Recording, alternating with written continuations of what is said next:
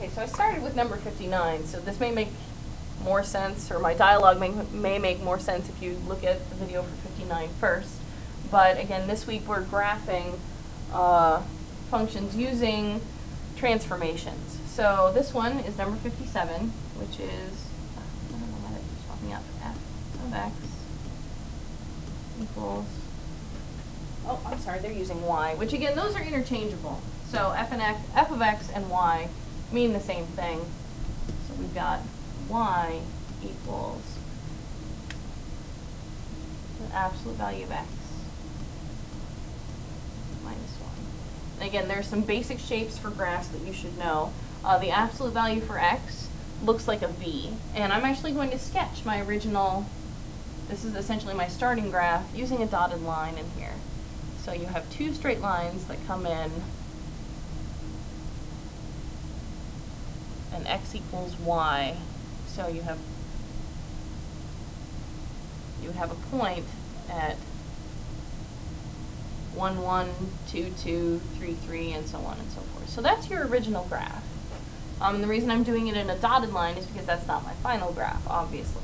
So what this graph is telling us, we're going to look at our list of rules. Again, those are in the bottom of page 252, to figure out what kind of transformation I have going on here. Now this minus 1 is not included in this absolute value of x. So we would have a different graph if this said x, the absolute value of x minus 1, all in the same bracket. But since it's on the outside, that's going to indicate to us that we're doing a vertical shift as opposed to a horizontal, which is what this one says. Because for this one, the shift is on the inside, it's being included inside this function, whereas for this one it's on the outside. So when you have the shift, or when the value is on the outside of your original function,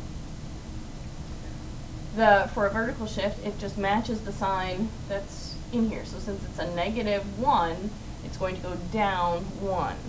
So my new graph will have points that are one vertical shift down from the original point. So since our original point here was at 0, 0, that goes down on the y-axis by 1 value.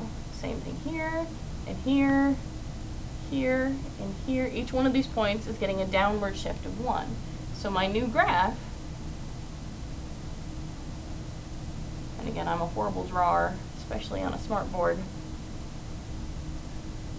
will look something like that. And again, I'm not expecting precision on these. The whole point is for me to see that you understand the transformation that's going on. You don't need to calculate points unless you really want to.